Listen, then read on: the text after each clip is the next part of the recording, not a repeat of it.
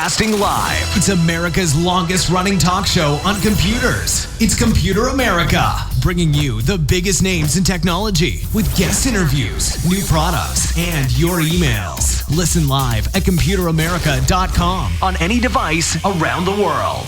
Email the show at live@computeramerica.com or find us on social media. Be sure to check out our website for contests, giveaways, show notes, live video stream, podcasts, and more. You're listening to Computer America.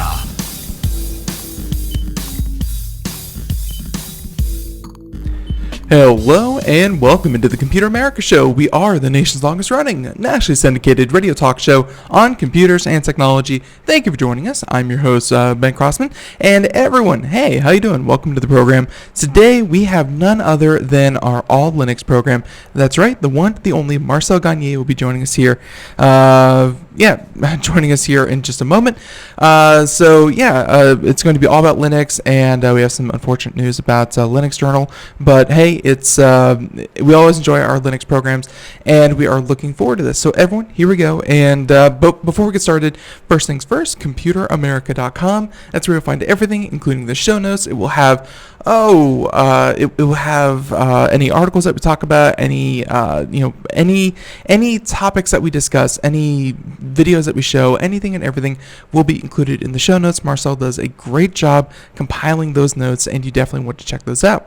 You can find those again, computeramerica.com. Also be sure to check out some of the articles, the contests, the reviews, the editorials, all that and more, and past future shows, as well as links to the podcast. Everyone, go ahead and check that out.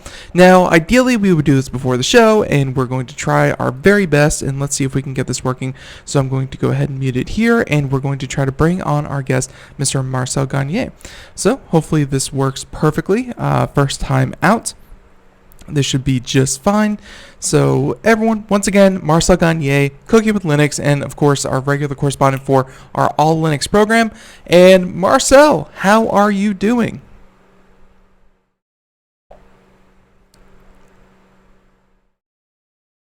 Absolutely. So, and obviously, go ahead and take a minute there to set up if you're all set to go. But in the meantime, how you doing? I think things are going well. It's almost the end of the summer. We weren't actually going to talk until the end of the summer, as you recall. But my kids are kind of busy this week, so this is actually a good week for us to get together and hang out. Oh, yeah, no, I was definitely curious about that, and I completely forgot that, you are obviously a very involved dad, and yeah, so that would explain that. But I'm happy that we could definitely touch base and start talking again. So am I, actually. And at the moment, I'm still trying to. It's like you called on the Skype. Actually, was giving me a little bit of trouble because actually it started ringing on the desktop and it started ringing on my phone, and I couldn't answer it on the desktop, so I decided to answer it on my phone, which is why I'm facing at a weird angle here as we talk. I can't even see you. Where are you right now? Obviously, for anyone who wants to check out the video portion, that's going to be up on our website, but you unfortunately can't see me, but I can definitely see you, and you sound good, you look good, everything seems to be working. I know, I'm invading. I look good. By the way, I took your advice, in case you thought that I never listened to you. What's that? Okay. What's that? Are you still there? Yeah. So what's that? What advice did you take? I took your advice the last couple of times that we chatted. You said, "Hey, dude, you need to have some kind of a light thing, because your room has a habit of being dark, or if the sun goes away, I can't see you or anything like that." So I got a light thing. There's a light thing in front of me. There's like an LED light bar, which is like this big in front of me, so that I don't have to be like this frightening ogre in a dark cave, which you're used to seeing whenever I come on and do the show with you. Right. Well, and that's really just white balance and lighting. That's one of the more annoying parts of a studio and doing any kind of video conferencing and things like that. But no, you know that my studio is my dining room. You know that, right? Yeah. And it's a wonderful studio. I can't think of a better one. So before we get started, though, I introduced you, obviously, longtime Computer America correspondent, and you have so many more accolades. Why don't you go ahead and introduce yourself for everyone? And yeah. All right. Well, accolade. I have accolades. Um, yes, I've been doing this with you for a long time. So, like, hopefully, one or two people out there remembers me. But I've been working in Linux and open source for oy vey, like 2.5 decades or something like that. More than like about 25 years I've been working in this, and I've been working in computers quite a bit longer than that. Big systems, Unix systems, networks, you name it, like the whole kit and caboodle. But it's no big surprise about I don't know. I guess it's 20 years ago now. I kind of fell in love with the whole idea of open source software and the promise that it held for society, like people, and I'm talking about like in all walks of lives. I'm not just talking about companies that are trying to save money or deploy bigger technologies or whatever. But I mean anybody who works with technology in any way. So it's been a big thing for me. I'm excited about it. I like to tell people about it, and that's why we're here, isn't it? Yeah, that is exactly why we're here. And of course, we're going to go ahead and pick it up. We have a lot of different topics and conspiracies, news and rumors. But before that, anyone out there watching the video portion, you can see Marcel pouring himself right now a glass of wine, and we have the image of here. And I'm not even going to try to pronounce the name because I am horrible with French. So what do you got there? It's not French, it's Italian. Italian. See, that's how bad I am with French. I mistake Italian for French. You should be able to do this without any trouble whatsoever. I mean, it's Italian. You're part Italian, aren't you? Not even a little. I had pasta. That's about it. But what do you got there? Actually, this is a Eugenia Colavini. It's an Italian wine. It's a 2015. It's a Merlot, and I've had this one a few times before. And by the way, just for anybody who's out there, this is actually one of the fun things about that I've done for a number of years. You said, what's your background? And when I started writing for a magazine called Linux Journal back in 1999, I did this crazy thing where I impersonated a French chef, and I would recommend wine to go with the software that I was writing about. And so this is like the perfect excuse. So anytime I get, I have to sit down and chat about Linux and open source software, I get to drink wine. So I'm doing it professionally. And I'm sure that it helps all of the ideas just flow out naturally. So obviously, yeah, it looks like a good wine. You usually give a description. I mean, how's this one compared to your regulars? Well, I don't know that. Do I have regulars? Everybody has regulars. Everybody has regulars. This is actually, first of all, I want to point out, like, that, I mean, I love a really good wine. I really do. And I have no trouble spending money on wine for something that's really quite nice. But I also really like it when I can find something that's relatively inexpensive that is not going to set me back a small fortune. And this is one of them. This is one of those wines. In Canada, this thing sells for about $8 a bottle, which means it's actually very inexpensive compared to a lot of the things out there. You're a great professional wine drinker. Oh, well, thank you so much. That would be my son, Tristan, who just wandered in and told me I'm a great professional wine drinker. But just for the record, I wouldn't call it like insanely dry. It's more like a medium dry. I mean, it's not like a sweet wine, but it's a medium dry wine. It's very, very smooth, easy going on the palate. It's got nice fruity, like on the nose. Right. But when you taste it, it's very like berry plummy sort of flavors. It's not like a strong flavor like a Cabernet or anything like that on the nose. It's more like very actually almost flowery, to be perfectly honest. So a little bit flowery. It's really nice. It's a nice wine. Easy drinking. I would definitely recommend it. Merlot Colavini 2015, and my son tells me that I'm a great professional wine drinker. So I was just about to say we're going to clip that and we're going to submit it to the wine review websites. That was very thorough. So that's perfect. And so now that we all have our drink, I personally drinking lemonade. Hey, it's something a little bit different, but to each. Everybody to their own poison. You're drinking lemonade as a poison. I'm drinking wine. Well, lemonade with a lot of vodka, but it's going to be good.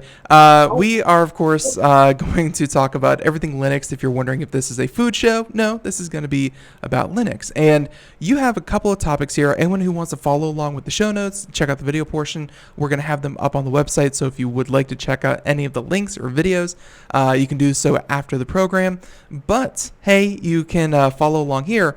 So the first thing is Bill Nye. And Bill Nye was a part of so many people's lives. People love him. Either they love him or they love to hate him. I don't know why people really like to bash on him. But Bill Nye as a whole is very informative. And now he's informing people of Chromebooks. Wait, what? Yes, and this is actually a little bit controversial because, of course, whenever a public figure like Bill Nye does something like that, especially since he sold himself as the science guy, and in fact, he's also the CEO of the Planetary Society. Mm-hmm. I'm pretty sure I've worn my Space Geek shirt on the show, which is from the Planetary Society, planetary.org. So I'm pretty sure I've done that more than once. But Bill is he's going to be a controversial figure no matter how you talk about it. He has done recent videos. In fact, it was one we may have even talked about it a couple of months ago. The one where he talked about the world being on fire. We did not. Yeah, we did not. Yeah, did not talk about that because that was awesome. Actually, it was actually awesome. Anyway, so Google hired him to talk Chromebooks. I'm not entirely sure why they hired him to talk Chromebooks, but Bill's got to make a living, So anyway, he decided to do this video for Chromebooks, which is actually a 2.5 minute long commercial. Okay, I mean it looks like Bill doing his sciencey stuff or whatever, but it's about why Chromebooks are a good investment and why you should do those things. Now, it's a little bit controversial because Bill Nye is a public figure who is informing people on on factual science issues. But all of a sudden he goes and does a commercial and everybody goes bananas, as a result of it. So of course, so like there are people on both sides. It's really funny. First of all, I have a link in the show notes for this. Okay, Bill Nye on switching to Chromebooks. So go watch the video because it's actually kind of fun. And it's done in the over the top Bill Nye demonstration way as well. Anyway, so much has been written on this, but the reason I chose the ones I did is it was kind of like one following behind the other. And ZDNet, which I love to hate, and I hate to love them because it actually is a source of decent information, ZDNet. But it is one of the worst websites in the entire freaking universe.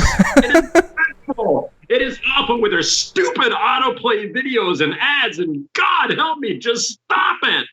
ZDNet. Yeah, I've definitely noticed that as well. But they have good journalists. It's just like you said, they have to make a living. It's just they do it very in your face. God, if I want to watch your damn ad, like start it. I mean, first of all, I hate video ads, and Chrome eventually is going to block all that stuff anyway. So they're going to have to get on with it. Mm-hmm. And I mean, how long and for how often? Yes, you're making money, but how long do you want to keep pissing people off before you decide that you want, that it's just not worth it? And like I said, I'm one of those guys that actually likes ZDNet. I actually do. I mean, there are writers there that I have a great deal of respect for, and I still can't stand them because of what they do. So, take anything you want. That's part of why everyone was kind of scratching their heads about the idea of Google, or I should say Chrome, having an ad blocker by default, even though Google is an ad company and it's a blah, blah, blah. Really, the main point that they're trying to do is and Google is very, very powerful in this respect, they're trying to have a best use and practices, guidelines for what constitutes an acceptable ad, because there are, of course, ads that can fill your entire screen as a pop-up, and they can move when you try to click them. They can be very deceptive.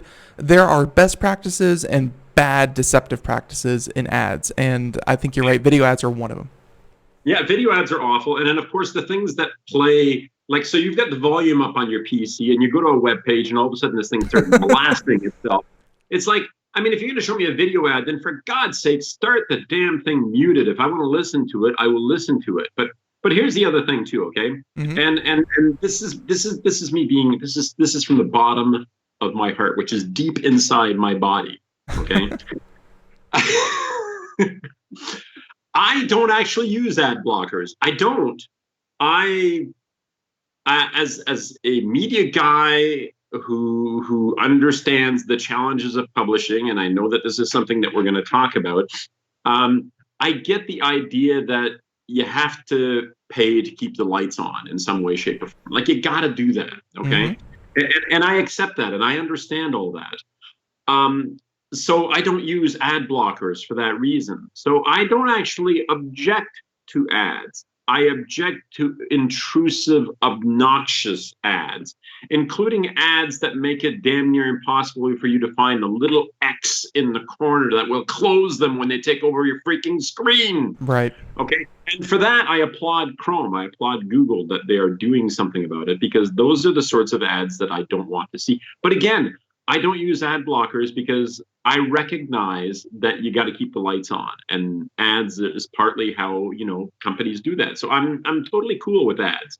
I'm just not cool with the way they're sometimes delivered. So hopefully we've got that out of the way. It's not that Marcel hates ads. Right. Okay. Most ads are annoying and inane, but it's not that I hate ads. I don't. Okay? You don't hate ads. You value places like that, dude. Right. You don't hate ads. You value your browsing experience, which I think most people would agree with. If it's not enjoyable, why would you go there in the first place? Thank you. So now, I doff my wine to you. Cheers. So we continue on with this article about Windows and Chromebook, and really, as he kind of says here, I judge this from the passionate reaction to Bill Nye's recent dissent into shilling for Google. I mean, overall, Was there anything else to say about that? Well, I don't object to it. You have to be able to separate these things, and it's like people who freak out on Twitter. It's like, if you've got a celebrity that is backing your particular political stripe, okay, it's all okay. But as soon as they're backing a political stripe that you don't agree with, come on, you've seen this on Twitter and Facebook and whatever. Okay, immediately people say celebrities should just stick to what they do. Well, they're human beings. They get to do whatever the heck they want, just like you do. And sometimes they got to make money, which means they shill products, for other companies. Let's just move that aside. The thing that's funny is that the first article that I ran into about Bill Nye's Chromebook thing, which went on to say, it's all BS, is there's a guy who wrote an entire article on ZDNet, okay, which was based, the whole article, there's 1,500 words in this article, 3 pages long or whatever, which is based entirely on a guy, a sales dude at Best Buy. We're not polling the community here or talking to business leaders or educators or anything. No, we're talking to a sales dude at Best Buy. I've talked to those. They go through a very rigorous 2-week training course to really acclimate themselves with the products available. I think you're right to single a person out and put them into a national publication or a publication that reaches so many as ZDNet does. They have all these quotes here. Which one's got a better processor, which one's lighter, that kind of thing. That seems a little punching down, I guess, is the phrase. Well, it's a little bit weird. But then Stephen J. Von Nichols, who's another writer over at ZDNet. I got to remember where I'm transmitting. Computer America, yeah. In America, anyway. So Stephen J. Von Nichols, and by the way, just cards on the table. Stephen's a friend. I mean, I do know him, so but I I liked him before I met him in person. So let's just get that out of the way. So he responds to it, and of course, Stephen is a big Linux and open source guy, so of course he's going to have some potential biases in this direction or whatever. But it's just kind of funny. So you've got Bill Nye talking about Chromebooks. You've got Best Buy dude responding to Bill Nye, and you've got Stephen J. Von Nichols responding to the guy who responds to the Best Buy dude who responds to. It's just kind of amusing. So you should probably check it out. Starting with Bill. By the way, Bill Nye does it better than everybody else in here, including Stephen. Sorry, Stephen. I gotcha. So obviously links in the show notes and that kind of thing. Links in the show notes. Go check it out. It's worth it. Definitely And check for that. anybody who doesn't know this, if, in case you don't already know this, Chromebooks are at heart Linux boxes. They run on a Linux kernel with open source tools. So, so it does fit in with this show, in case you're wondering. Why is he talking about Chromebooks? Well, and obviously, just yesterday or the day before, there was an article which I don't think you included, but there's a new open beta for. Let's see, it's a new open beta for the new Chromium browser from Windows. So Yes. Mm-hmm. yeah, so that just came out like yesterday, and of course it's just open beta, so it's going to go through a few more iterations. It's still getting worked on, but and that was just yesterday. But yeah, when you say that a Chromebook is just Linux, is just a Linux box, Windows is veering that way, slowly and steadily. Increasingly, exactly, especially when you boot up like a Windows 10 box and it uses the Bourne shell. It uses a Linux shell, instead of command.exe like in the old days, or cmd.exe like in the old days. You know that there's some merging happening out there. And I'm not I mean, I believe, which is I guess where I support the whole idea of Chromebooks quite a bit.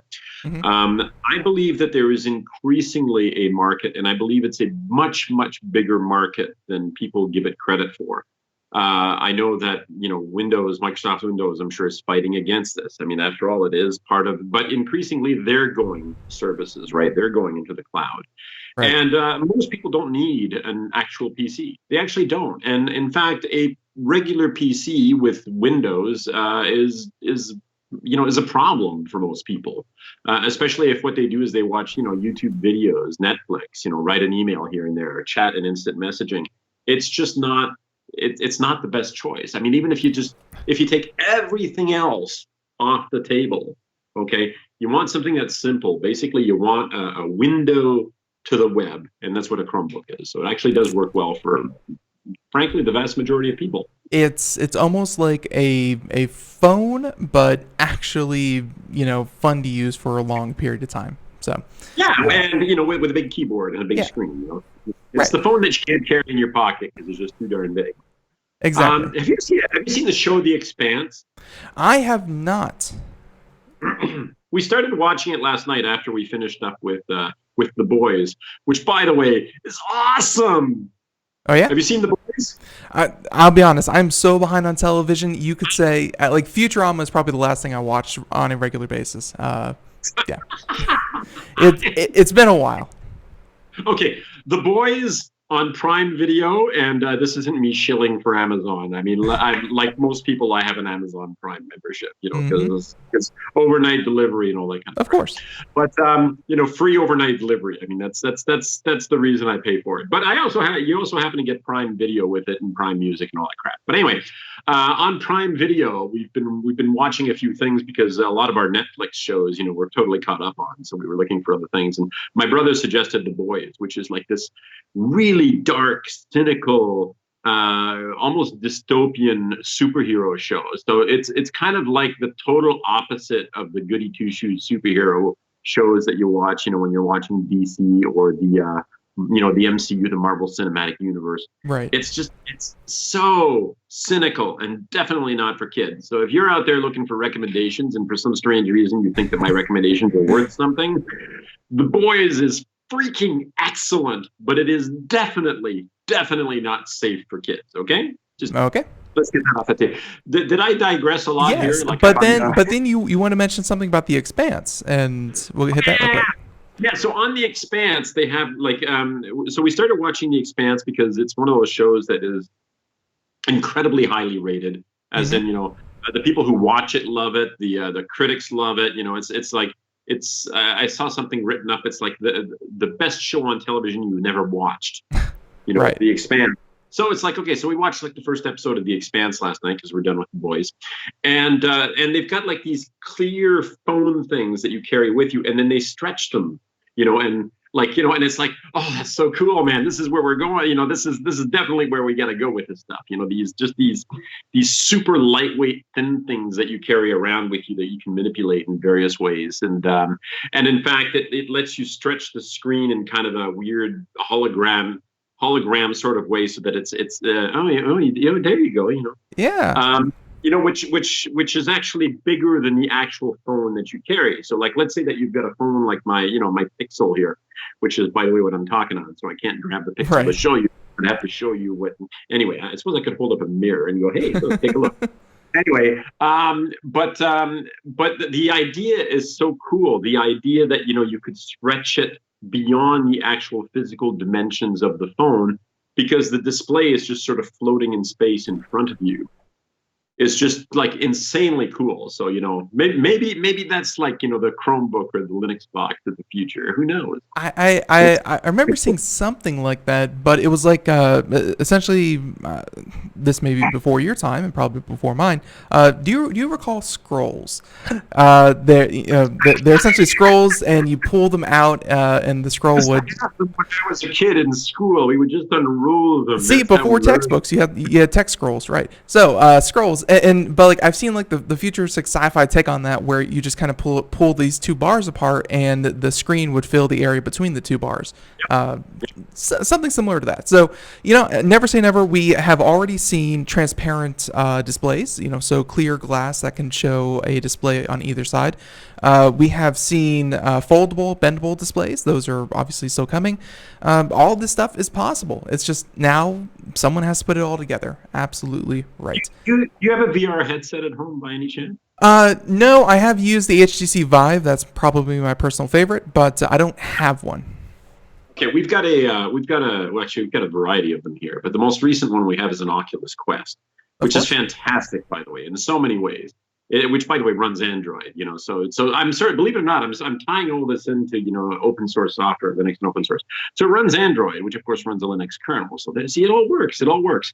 Anyway, the thing about the Quest that's really cool is it has, among other things, this thing called a guardian, which means you can map out the safe play area that you've got in your house with this thing. And if you step outside of it, this grid of light appears around you to let you know that you're stepping outside of the safe zone.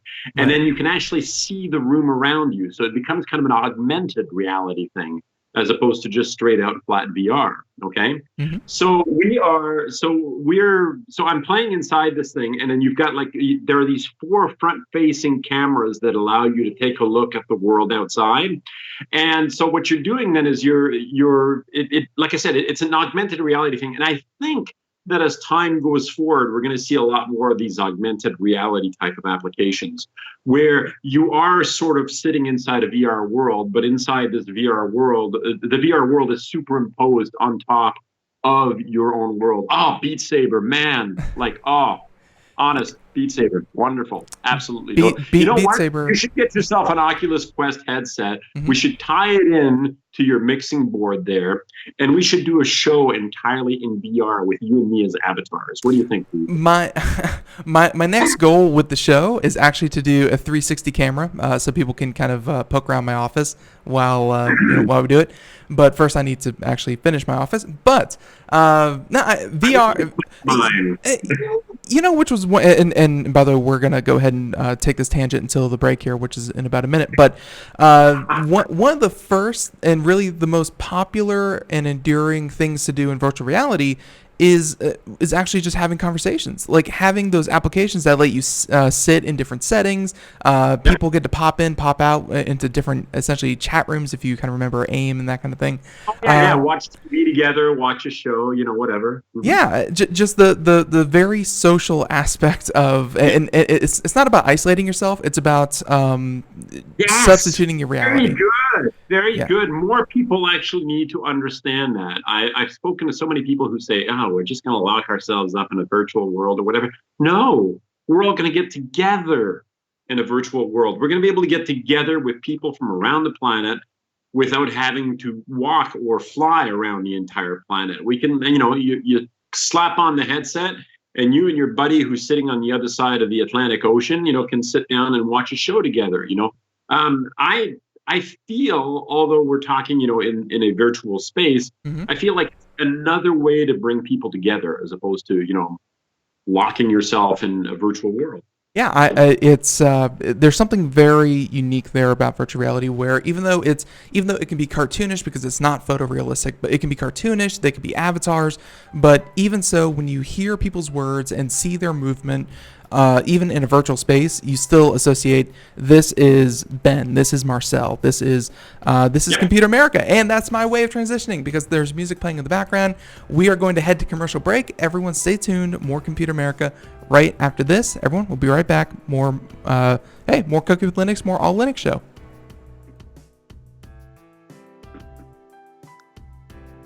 Greece is cheap. But the airfare costs a fortune. Paris? Not much closer, and again, airfare... What about Puerto Vallarta? Let's face it, flying anywhere is just too expensive. Wait, what's this?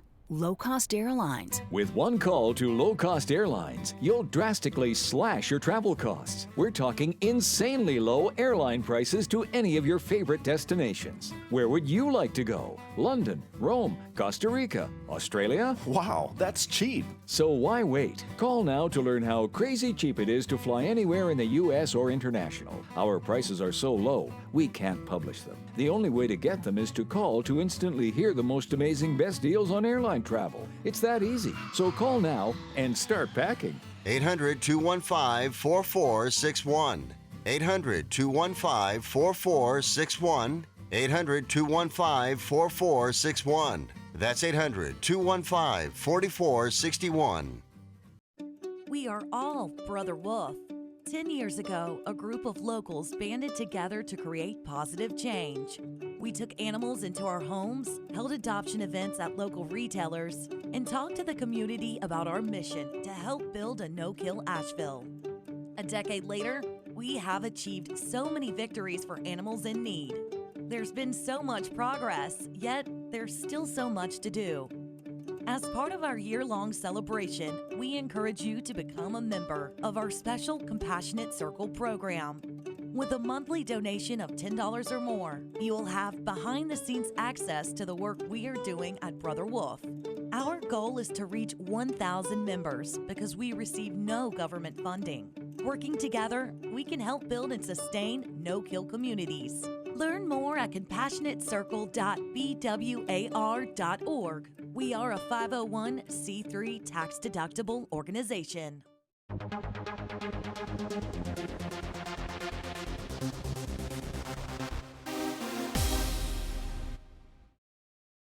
And welcome back to the Computer America Show. It is 32 minutes past the hour as we continue on here. And everyone, if you miss any part of our conversation with Marcel, or really just any part of the program, check out wherever podcasts are heard, and we will have it uploaded right there after the program. So you can take us, time shift us, take us on your commute, what have you. And check that out. Again, Google Play, iHeartRadio. I can't say iTunes anymore because Apple is steadily killing iTunes. So Apple Podcasts, let's just go ahead and say that, and more. So there you go. Everyone, we continue on. And again, Marcel Gagne, our All Linux program. And yeah, hey, we deviated to VR and that kind of thing, but that's okay. We are going to go ahead and get back on topic. I promise. And we have a topic. Yeah. Well, hey, we have a couple of them. Let's go ahead and finish up these last couple stories. And first things first, I wanted to talk about open source 3D printers because 3D printers, they come up on the show more often than you think. Like a lot of people come on the program, and don't get me wrong, we love having them, talking about them, and I know that they have to keep the lights on just like so many other things do. But seeing these things, like a couple of years ago, they were $5,000 for kind of a homemade, all-encompass unit. They came down, like MakerBot came down to like 800, and that was like a sub 1,000, and everyone freaked out. But hey, the idea of 3D printers as a whole lends itself to open source very, very well. And now I guess 3D printers, they can be made in all different kinds of ways. You don't just need a company to build one for you. So what do you have here? Well, what I've got is, excuse me, I've got a link to an opensource.com article on open source 3D printers. And I say open source, in this case, open source hardware, which to me is actually as important as open source software. There are a number, like I actually think that closed source software is a dead end, in so many different ways. Because of course, once the company decides it's no longer useful, you've got a dead product that's never going to get supported, it's never going to get updated, and you don't have any choice in the development, other than whether or not it drives sales. So open source is important, frankly, in all aspects of life: open documents, open formats, open government, open medicine, and open hardware as well. And what's listed here is there are 5 3D printers, which are all open source hardware. In other words, the designs, not just you can't just it's not just a question that you go out and you buy this thing, but the designs for the printers themselves are freely available, which means you can buy them, you can modify them, you can do what you want. So you're not like hooking yourself up with an evil company like John Deere, which says, that you're not allowed to fix your own tractor. Mm-hmm. This is, you bought the hardware, it's yours, and you're allowed to modify it and do as you will with it. And I think that this is absolutely fantastic. So I'm a huge fan of 3D print technology, despite the fact that I haven't actually bought one yet. Although last night I was talking to my son and I was saying, what would be another great use for a 3D printer? Build like a Stargate from Stargate SG-1. Anyway, I'm digressing again, aren't I? Anyway, so I wanted to bring this one to the attention because open source, the importance of open source isn't just in software like Linux and Chromebooks and Android and stuff like that. It is so much more. Open source should pervade, frankly, all avenues of life and commerce and business and you name it. I think that's the best way for us to move forward. It's the best way for us to rapidly develop into the future. And OpenAI, all those things. Anyway, so I just wanted to bring those to the attention because I love the idea of this. I haven't yet invested in a 3D printer. I keep promising myself I will, but then again, of course, there are so many different things that I do want. So this is just like a minimal list. But so I just wanted to highlight the idea that open source hardware is also important, and 3D print technology, which is coming along like insanely fast, and yet it's still very much in the early stages, additive manufacturing and so forth. This is a space to watch, and so is open source hardware for 3D printing. Yeah, well, and this was actually like this is like my go-to scenario for why should we allow things like the Pirate Bay, or why should we allow things that are peer-to-peer networking, or not even networking, but peer-to-peer file sharing? Why should we allow them to exist? Because people just share movies and music and blah blah blah. This is actually one of the best use cases I kind of point to, in that some of these files, they can be very large. Some of these renders for the schematics essentially for what you print with a 3D printer. They have a very booming community sharing their projects that they make themselves, and then they want to share it with the community at large. And where do you go to upload it so that anyone can go and download it? Hey, you make a torrent. You make a torrent file, and anyone can share these things. Being able to do that with a file sharing site is a perfectly legitimate and a very useful thing to do. So I've seen it before. Yeah. Yeah, I am one of the sites, like, to me anyway, it's probably the biggest site for 3D printing is Thingiverse, Thingiverse, and this is just like thousands and thousands and thousands of free and open source models. That's it. That you can download so that you can then 3D print. So the idea of free and open and sharing, both is socially and economically, quite frankly, is not something to be feared, and it's not something that's going away. It's what built the world we live in. So I think it's important not to demonize this stuff, but to understand its power and appreciate it.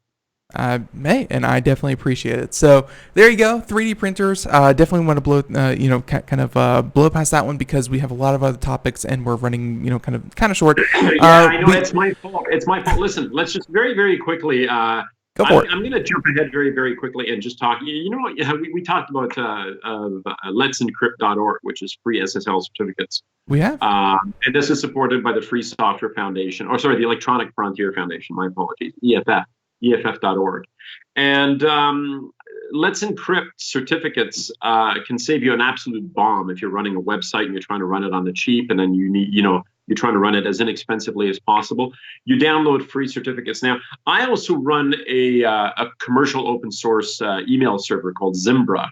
Mm-hmm. Zimbra.com is where it is. Like, it's a full-blown collaboration server. It's got tools that, the sorts of ththings that you'd expect, in G Suite and stuff like that, except you can run it privately for your own businesses or your own organization or whatever. But certificates, again, are going to cost you like $100 or more a year to run this sort of thing. And I've been using CertBot, which is a program to automatically update Let's Encrypt certificates. And for Zimbra, it's actually been fairly complicated to do this. There's all these hoops that you have to jump through to make it happen. Mm-hmm. But there's some enterprising programmers sitting over on GitHub, github.com/getopen/certbot-Zimbra. And they've been maintaining and updating the script for taking care of the whole creation, renewal, and installation and deployment of certificates on a large-scale email server like Zimbra. And I just wanted to give a nod to those guys because if you are a business or if you are an organization and you want to run your own email server, and there are very, very good reasons to do this, Zimbra is a fantastic piece of software. It's commercial open source, so if you want, you can spend the money and have the company, back you up with support contracts and so forth. But you don't have to. It is actually downloadable and available for free. But this whole notion of maintaining and updating the certificates has now become so insanely easy. When I started doing this using Let's Encrypt certificates about a year ago, about a year ago, maybe a year and a half ago, right, it would take me like 5-6 hours to go through the whole damn process in order to make sure that it all worked and deploy it so that, I didn't have massive downtime and crap like that. And these people were building this script and updating it and so forth. And whoever's behind it, I doff my hat to you. Hey, I toast my wine to you.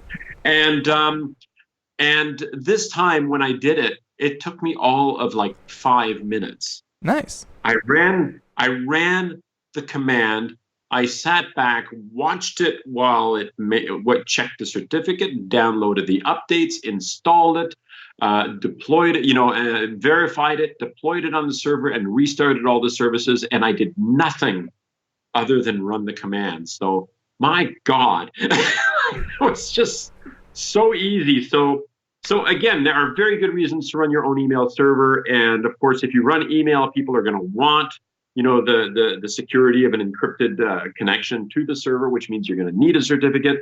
Let's Encrypt lets you do that free. And if you use the script, bang. Even easier. Yeah, and obviously, for anyone who wants to find more information about that, I think we had the Electronic Frontier Foundation on the program back in February, I think, talking about this. So, talking about Let's Encrypt and that kind of thing. So, you can go check out that show. But hey, SSL, it's the thing that turns your HTTP to HTTPS. It's essentially just a handshake that says, hey, this Computer America is Computer America. Me, as a third party, I endorse this. So, yep, just a real quick run through and very, very interesting. There's so many things I do for the show here behind the scenes that I know that a good programmer could probably automate it and make it a couple click solution instead of the hour long it takes to kind of do the post show processing and things like that. Like I either want to learn to do it myself, which or I want to find someone who I can, of course, probably pay to do it for me. It's, I don't know. A good programmer has so many tools. It's crazy what they can do nowadays. I don't know. I don't know. Yeah, no. So, with that being said, all news, rumors, conspiracy theories, there you go. But I did really want to get to this topic. I don't know how long this is going to take, but oh God, yeah, sorry. I unfortunately don't have the Scottish Sturge available, but the Linux Journal. What's going on, Marcel? The Linux Journal, obviously, near and dear to my heart, and a fantastic publication. It's been around since 1994, since the early days of Linux. And you just posted. I see that you're showing the awkward goodbye from the page there. I think it's Kyle Rankin who wrote that one. And the magazine actually died a death back in December, not just the previous December. So, December 2 years ago. And they said, we can't continue. There are the funds, blah, blah, blah. And less than a month later, a savior comes forth, the company behind Private Internet Access, which is a VPN service. Mm-hmm. And I can't think of the name of the company at the moment. It doesn't matter. But their flagship product is Private Internet Access. And they said, we'll take over, we'll handle it. So they bought basically the Linux Journal property, and they rehired the people who were working on Linux Journal and said, continue the good work that you were doing. It's all great. And now we're talking, not quite 2 years later. This is 2 years would be in December. So not quite 2 years later, they at some point they decided that the magazine had to fly on its own. And of course, publishing, we'll talk about that anyway, but publishing is becoming a difficult business for, especially, well, in any format, to be perfectly honest. And Linux Journal had some very ethical rules in place for the way that they wanted to handle publishing, including advertising, as in they wouldn't just throw ads for whatever they wanted. And for those positions, for their ethical positions, for the audience, for the type of advertising, for the marketplace, like the size of the marketplace for that matter, they just basically ran out of funds. There's no funds left to operate. And so they have closed the doors again. They've rolled up the sidewalks again. And I don't honestly think that there's, another savior waiting in the wings. Now, there are some people who are saying, well, we could host the archives for LJ. Mm-hmm. And one of the groups that is saying this is actually, oddly enough, another group I do work with, the Linux Professional Institute, are saying, that they would be willing to host the archives. But the thing is, the archives are owned by Private Internet Access now, not Linux Journal. So who knows where that is going to go. If Private Internet Access is out there and listening, hey, consider making the Linux Journal website and archives, available to someone or another organization that is willing to host it. If you guys don't want to continue paying for the monthly hosting on the site, because obviously at this point it's strictly an archival. And of course, for people who want to check out and see what's happened over the years, it's not as simple as just searching on the website, but you can always go to archive.org, the internet, the so-called Wayback Machine. Right. Anyway, so Linux Journal is gone. I think it's quite sad. They were the original magazine of the Linux community, and of course, I started writing for them back in 1999. I have a long history with them. I never worked for Linux Journal, but I've been a longtime columnist for them. And I think they've done a great deal of good for the industry, for the community, for the world, quite frankly. And I, for one, am very sad to see them go. So. Well, and really being the original, that's certainly something to be proud of, and they're going to leave that legacy. There are other Linux resources out there, though. I mean, Linux Journal, I'm sure, leaves some kind of hole, but there's other ways to get information. Like it's. Do you have any that you kind of recommend? Where do people get their Linux information from now? Well, kind of everywhere now. I mean, it's like, I'm not digressing, I swear. It sounds like I'm digressing at this point, but I was chatting. We have this ongoing conversation about how when I was younger, science fiction and fantasy was like, this hard to find weirdo niche. It was, if you wanted to find the science fiction movies back when there were video stores, they'd be huddled, beside the porn section, that sort of thing. That's what they thought of science. And now science fiction and fantasy is everywhere. Superhero movies are everywhere. Space shows are everywhere. In fact, you'd be hard pressed to think that wasn't the primary form of entertainment in the world today. And by science fiction and fantasy, I'm talking everything from horror to fantasy to, vampires and witches and Harry Potter and you name it. I mean, it's all that stuff. Linux, of course, is now the single most popular operating system on the planet. It's in everything. Your thermostat, your TV, your smartphone, you name it. It's everywhere. It boots up Windows PCs, for goodness sake.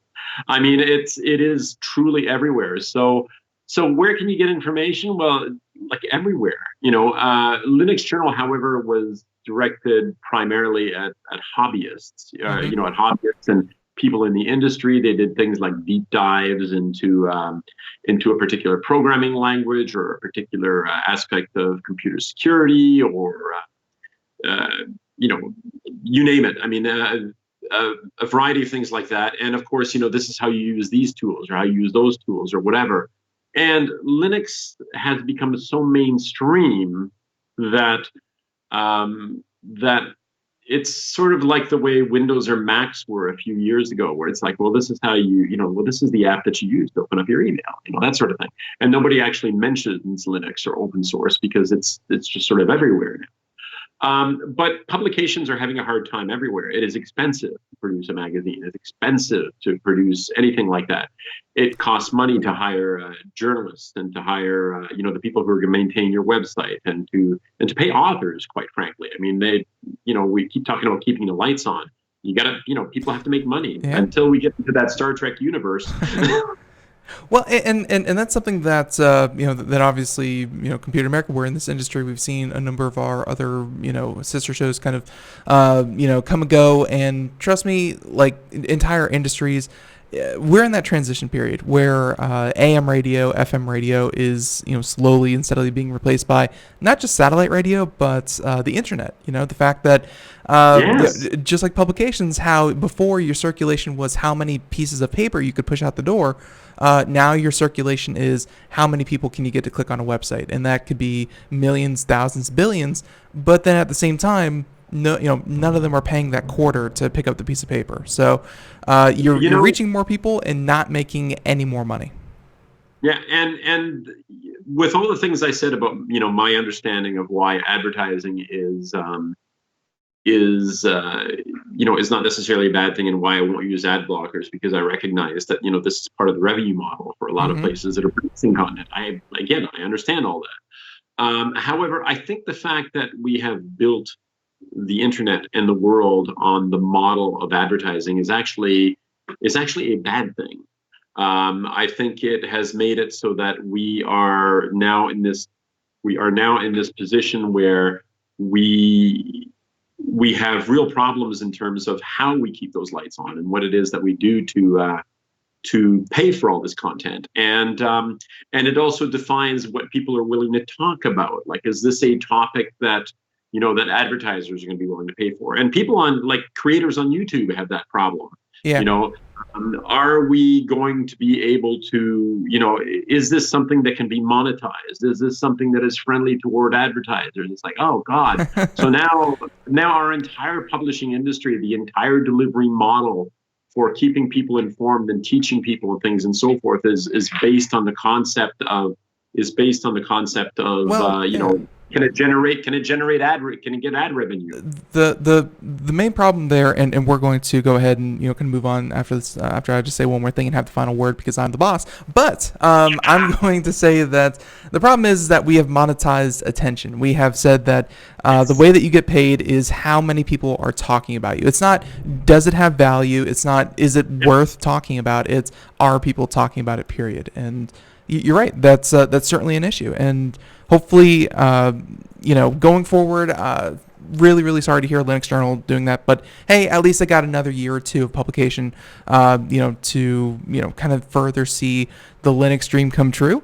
But going forward, you're right. There are systemic issues that Linux Journal is just one of many that are dealing with the exact same issues. Absolutely. They didn't do anything wrong, is what I'm trying to say. They're. No. Yep, there you go. I mean, publications close down on a daily basis. Mm-hmm. And increasingly, they're all being swallowed up, into large mega conglomerates and so forth. Yep. So before we start talking about the end of Skynet, the end as it relates to Skynet, let's go ahead and spend the next 5-6 minutes. We don't have that much time. Distribution focus. Yes, let's actually get into something extremely Linux focused, and this has to do with your distribution focus. So, real quick, what is a distribution, and then what is it? Oh, sorry. Yeah, well, this one sounds like something I've talked about before because I think at least twice before on the show I mentioned Netrunner.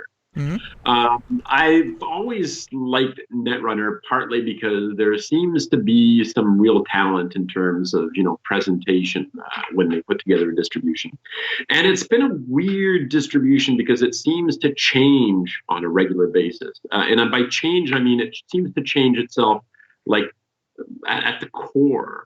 So we go from they've had distributions that are based on Ubuntu. They've had distributions that are based on Debian, which the current, and actually this is actually one of the interesting things about the current distribution, but I'll go back to Debian in just a moment. They're Arch-based. They've got an Arch-based distribution, which is what they call their rolling release, which means it's continually being, I mean, they're all continually being updated, but rolling releases are like, there's no snapshot in time that says this is the release. And I mean, if you think about it as as the snowball running down the hill and picking up stuff as it goes, rolling releases are not for everybody. But if you want to stay with some bleeding edge stuff and see where things are going, they're very cool. But the reason this one is interesting is one of the oldest and probably most respected distributions in the Linux world is Debian. And Debian has built a reputation as being, privacy focused, as being security focused, as being stable as hell, and it's a deserved, reputation. But they recently, in July, early July, mid July, somewhere in there, like just a little over a month ago, released Debian 10, aka Buster, and this new release of Netrunner is based on Buster. It's based on Debian Buster. But given the stylistic tweaks and looks that Netrunner likes to throw into a distribution, so I've been playing with it. It's got a nice set of base tools that are included, and of course that is something that you always talk about. When you're looking at a distribution, it's like, well, what does it come with? And again, they've done like a really nice job in terms of the way that they make it look. They've got a few games, they've got a few multimedia applications, and by the way, I'm just reading here. They actually included Inkscape, which I kind of picked up as opposed to, no offense, Adobe, but I realized that I was using the Jaws of Life when I just needed a can opener, so I downloaded Inkscape, and I'm a huge fan of that one. So it comes with that one. Well, it also includes Caden Live, which is actually my go-to desktop video editing application. I love Caden Live, which by the way is available for things other than just Linux, but it was developed originally on Linux. So it's included as part of the Netrunner distribution, and it is just a really nicely spun distribution behind a group of people that seem to know how to put something together that that people can use and people are going to enjoy using. And I'm kind of excited to see it, especially since it's based on the latest version of Debian. So it feels like it's going to have a good, healthy life ahead of it. And I would have like I said, I've only played with it briefly at this moment, but I would have no hesitation recommending it to somebody who wanted to check out a distribution that's got, even at its core, it's got a pedigree that goes back a long time, namely Debian. So one thing that we didn't discuss because we missed a couple shows there, and that's the fact that LibreOffice had an update, and it was a fairly large update since you were last on. I see that LibreOffice is included in this in Netrunner, in Netrunner Indigo. So yeah, LibreOffice. I think they were mentioning that it's a lot of different authors gave it a lot of praise because it's just getting better and better as a free and open source software. But LibreOffice is just really holding pace with anything that Windows or anyone else is putting out, or I should say Microsoft. No, absolutely, and it definitely is. And in fact, if I'm using a PC based, and I'm using obviously a Linux desktop here, I'm back to using. God, mine's a mishmash. I don't even know what I can call it at the moment. It was originally based on Kubuntu, but I've rolled in so many different things into this particular distribution. I don't even know what to call it at this moment, because even the menu system doesn't look like the one that it came with. So. I think you give it your own name and then you call it your own distribution. I think that's what you did. I've done that in the past. I did that. I had when I put out my Linux books a number of years ago, I actually had a Marcel focused distribution, and that's a heck of a lot of work. I admire people and groups who maintain a distribution because I've done it, and honestly, I don't want to do it again. That's fair. That's fair. So, in like these last not even 20 seconds, I got to say one topic we did not get to, but everyone, we're going to include it in the show notes anyways. Olive Video Editor. Why are you editing videos? Well, I'm always editing videos. You know that. I mean, I've got a YouTube channel. Yeah, I know. Yeah. Yeah, and in fact, the links to my YouTube channel are in the top of the notes there. But I'm always looking for I like to see what's happening in editors. I like the idea of things that are very, very simple, that I don't have to work too hard to actually edit videos to make them look good. And this one is looking really kind of slick and promising. I'm early days playing with it. I'm actually putting together a video for my wife here for work. She's got some interviews that she's done with people, and I'm piecing them together for her. And Marcel, maybe next time we talk, and again, this is totally dependent on your schedule, but hey, we can deep dive further into video editing with Linux. So absolutely. So everyone, I want to thank you so much for tuning in. Thank you, Marcel, for joining us, and everyone, hopefully you enjoyed our All Linux program. I know it's one of our most popular segments. Everyone, thank you for tuning in. Marcel, everyone, until next time, have a great one. Cheers. Bye-bye. Cheers.